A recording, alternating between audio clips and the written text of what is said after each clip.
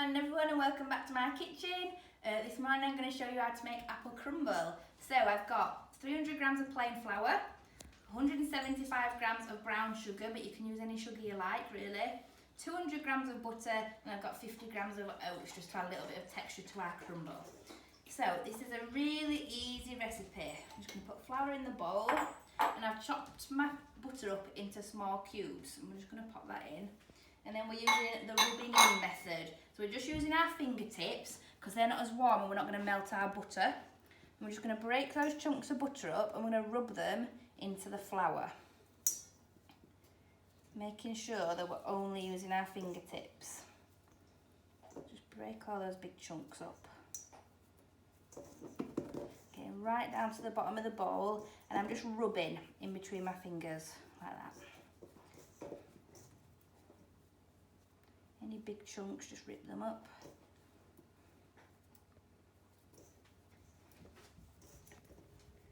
So the smaller you chop your butter up to start with, the easier this will be.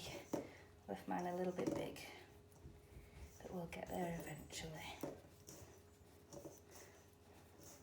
So we want our butter and flour to look like breadcrumbs when it's done. So it should go a little bit yellow in colour and we'll have no big lumps of butter left.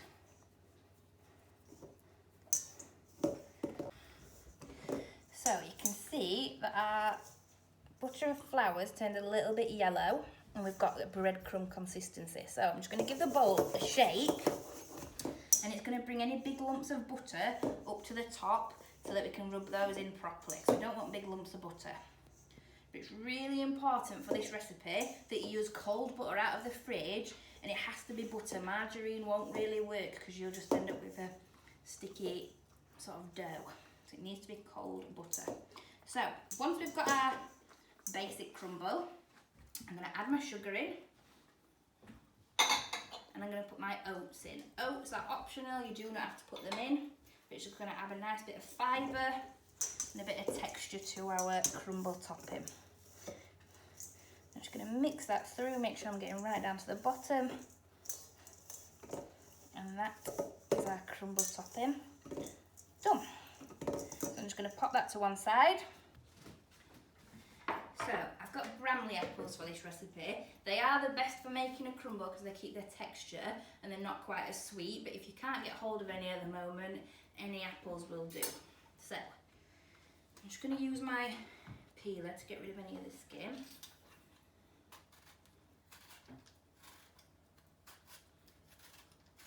So when I was at school, my food teacher used to say that if you can peel an apple completely in one go and you threw the peel over your shoulder, it would land in the initials of the person that you were going to marry when you were older.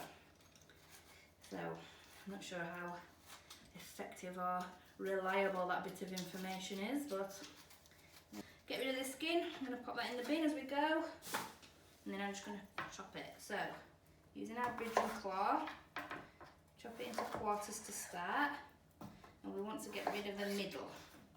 So I'm very carefully just going on a slight diagonal so we can get rid of the middle because we don't want any of those pips.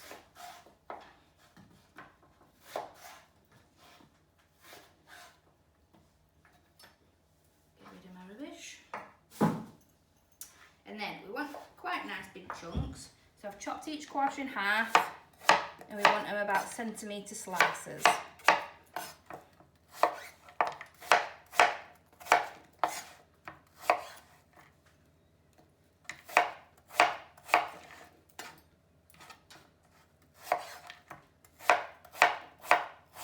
I'm going to chop all the rest.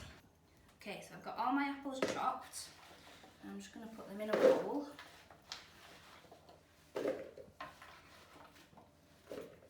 Put a little squeeze of lemon juice. You don't have to, but it just adds a nice little bit of flavour. And it'll stop our apples from going as brown. I'm just going to hold my hand to get any of the pips. It will really hurt if you've got a cut.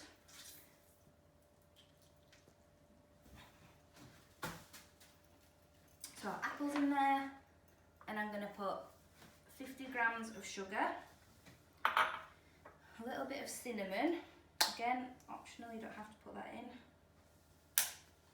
And some flour.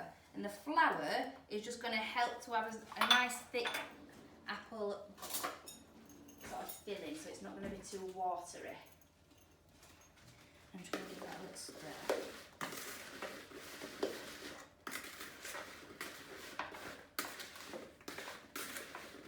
So that is our apple filling.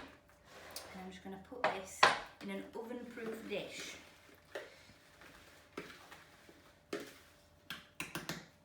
I'm just going to spread it out. Nice even layer. And then we're going to bring our crumble back over. So we just want a nice even layer of crumble across the top.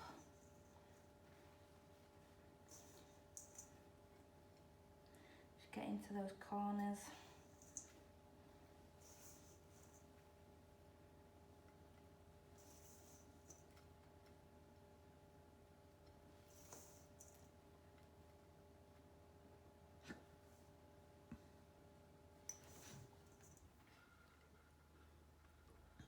Make sure all those apples are covered. I think we're about there. So once you've got your crumble on, I've got plenty spare there so I can make another one. I'm going to have a quick wash. I'm going to pop it into the oven at 180 degrees for about half an hour till our crumble's nice and golden on the top. I'm going to show you how to make custard. So it's a high level skill for all of you that are doing food preparation and nutrition. It'll be a really good one to learn. So first things I've got some corn flour, I've got a tablespoon and a half, I've got 50 grams of caster sugar, 2 eggs, double cream and milk and vanilla. So first thing I want to do is measure out my milk and my cream. So I want 350 mils of milk,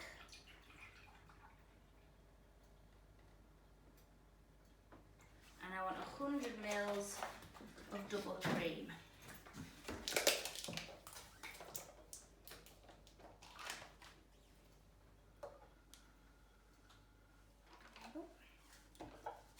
Put those back in the fridge.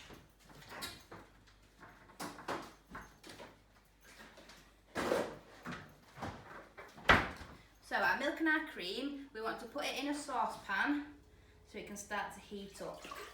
We need to make sure we stir it quite regularly because the milk's really easy to burn. So I'm just going on a medium to low heat so it can gently warm up. So while that's warming up, I'm going to separate my eggs. So I find the easiest way to do it is just with your hands. So I wash my hands so they're nice and clean. We'll just crack our eggs in. And I'm just going to scoop the yolk out with my fingers and pop it in a different bowl.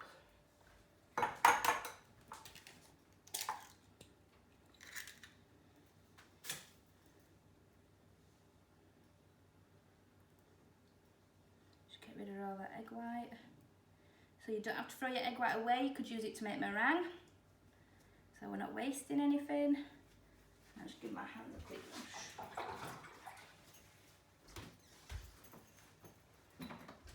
So the egg whites can go to one side, and we put our egg yolks. I'm going to pop them in a bowl.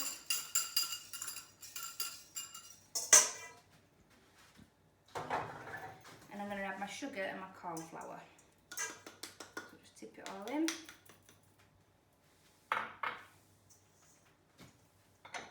I'm just going to give it a whisk. So it's going to be quite thick. But don't panic, that's what it's supposed to look like.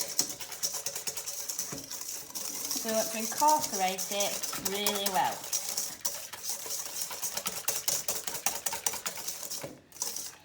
So you'll notice if you kept whisking, your egg whites will get paler and paler. And that's because we're mechanically adding air into it. So we're using aeration, and it will get paler because there's more air bubbles into our egg whites. But that's okay for now.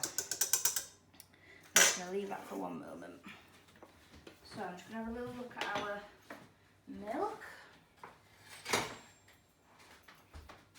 So we want it to be warm, but we don't quite want it to boil.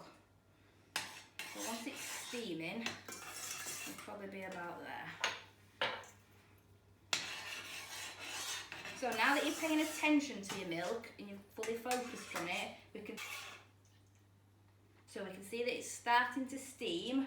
Don't know if you can see that on the camera. I'm just going to give it a little bit longer. Can you see the steam? No?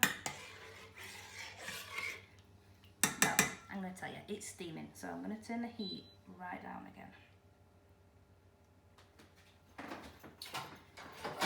So this is the bit where we have to be a little bit careful, because if we add all our hot milk in at once, we'll scramble the eggs. And we definitely don't want sweet scrambled eggs. So a little bit of vanilla to go in. Just give that another little whisk. And we want to add our milk. So, carefully, I'm just going to pour a little bit just down the side of my bowl. This is called tempering. So we're just getting our eggs used to having the hot milk added to it so that it doesn't scramble. But each time, give it a really good mix. A little bit more. So once we've done the first lot, we can add it a little bit quicker after that. And then I can add the rest in. So I'm just going to make sure I get right around the edges of the bowl and right around the bottom to make sure it's all mixed in. And then this custard is going to go back in the pan so that we can thicken it. Squeeze the last little bit out. So we want to be low to medium heat again. And we're just going to keep stirring until it thickens. So we've got two methods of thickening in this custard. We've got gelatinisation from our flour. So once it gets hot, the starch molecules are going to burst and they're going to leach all that starch into the custard and thicken it. And we've also got egg in there, so we're using coagulation. So when our proteins are getting hot, the bonds are going to break and it's going to thicken up our custard. So it's starting to thicken a little bit. So we're getting there. As soon as it starts to boil, turn it off. As soon as it's boiling, it will not get any thicker, okay? So you can see it now. It's just getting a little bit thicker. And I've got a few boiling bubbles, so I'm going to turn it off. It's not going to get any thicker than that. So I'm going to find a nice jug to put it in.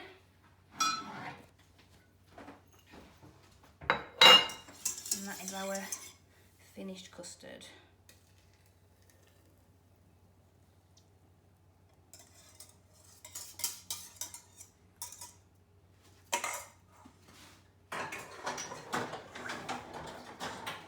So, custard, if it goes hard on the whisk or the bowl, it will set like glue. So get it straight in some water and wash it straight away.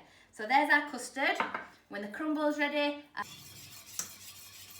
so it's starting to thicken a little bit. So we're getting there. As soon as it starts to boil, turn it off. As soon as it's boiling, it will not get any thicker, okay? So you can see it now. It's just getting a little bit thicker. And I've got a few boiling bubbles, so I'm going to turn it off. It's not going to get any thicker than that. So I'm going to find a nice jug to put it in. And that is our finished custard.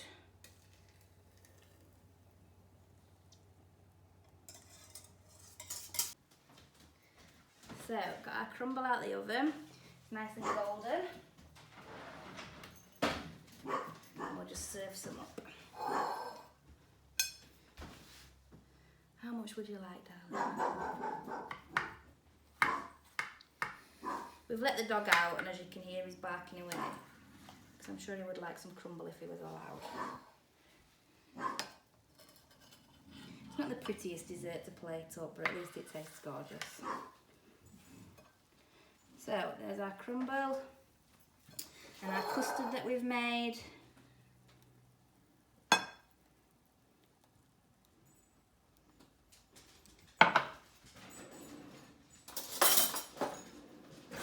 There we go. One apple crumble and custard. Hope you enjoy it if you make it, guys, and I will see you later.